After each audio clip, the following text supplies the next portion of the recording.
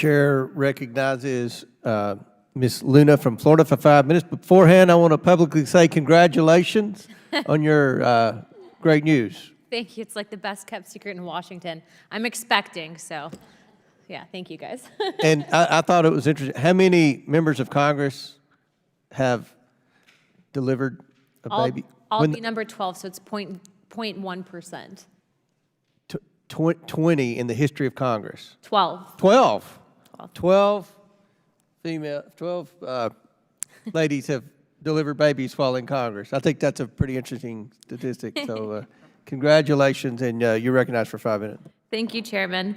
I want to start out by saying I think investments made on behalf of the American people by assets managers should serve in the interest of the investor, not woke ideologies being pushed by corporate financial institutions and to entities like the SEC.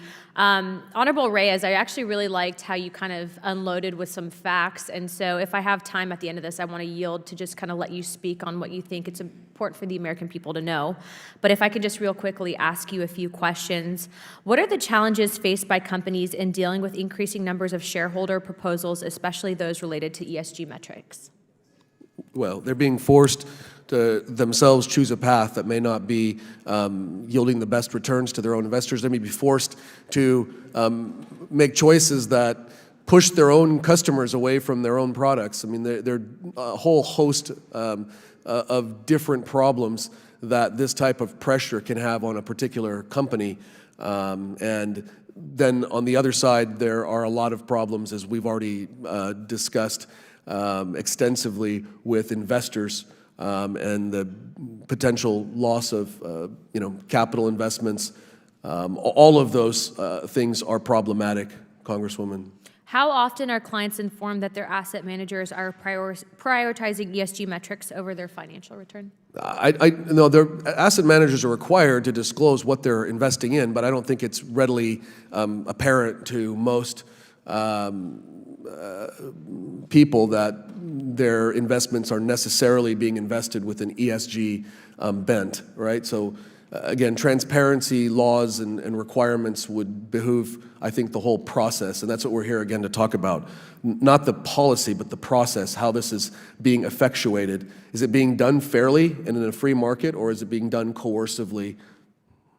I think it's very interesting that obviously there are many things that my colleagues across the aisle and I probably disagree on. Probably agree on some and mostly disagree on most. But I think it's very interesting that in this type of situation that you have people that sometimes blindly trust and really don't know that they might necessarily be investing in something that goes against what their moral principles are or whatever it might be. So yeah, I don't think most of us even understand the power that we have to vote our shares. The vast majority of Americans are working hard and trying to raise families and not paying attention. So that's part of the problem, and they rely too heavily on proxy services or their asset manager to make those decisions for them. Again, let me make this point, Congresswoman. We've never disputed your own ability to invest whatever assets you have the way that you want to, including an ESG program. But when you're an asset manager investing on behalf of others, it's an entirely and wholly different circumstance, and you have to live up to that fiduciary duty. So we have about 2 minutes left, and I want to yield the rest of my time to you. What is the most important takeaway for the American people to know from this hearing today? Well, again, I'd like to point back to the three things that we talked about. One was the DOL rule, but we've already covered that, I think, sufficiently. The second, going back to why the SEC would not exclude a shareholder proposal that violates state laws, against anti-discrimination laws, and that's something that I hope that the committee will take up and have a hearing on. The SEC could have easily excluded that. They chose not to. And again, this is in the context of proxy groups. It was because of, my contention, the pressure of a proxy service that the shareholders garnered enough votes. They didn't win, but they came a razor's edge of prevailing, 47%, to literally put their own company in harm's way by violating a number of state laws.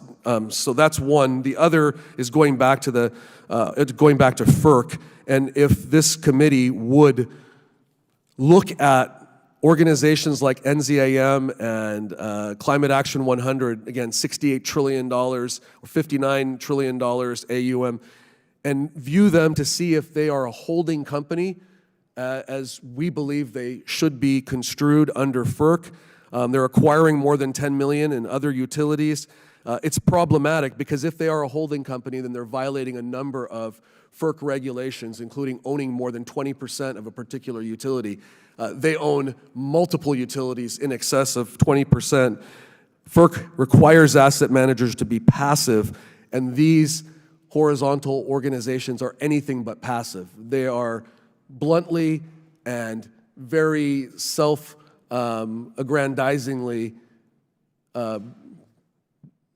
clear about what their intent is, and that, we believe, also violates FERC's prohibitions on asset managers being not passive and trying to operate the utilities. So those are the areas, again, that I would like for the committee to be able to take up. Again, appreciate your time. Congratulations to you. I have 6 kids of my own, and this is the best news I heard all day. Thank you, Chairman. I yield my time. Gentlelady yields back.